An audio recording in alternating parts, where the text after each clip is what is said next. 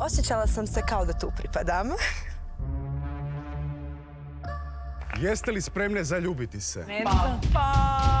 Wow, kakva ima oči. Ovako mi izgleda. Nije mi dobro. Mislim, gotovo zaljubila sam se. Koji to smjer će sve otići, ja nemam pojma trenutno. Ja sam da se nisam isplamirala previše. Možda dođem do finala. Mislim da sam pogriješio. Plastik, fantastik. Još jedna u nizu.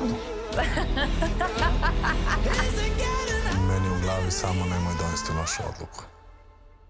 Ja ne mogu reći, pa da si gro... A evo, na šta ti ti Morirati mali koji je došao ovdje da glumi reality?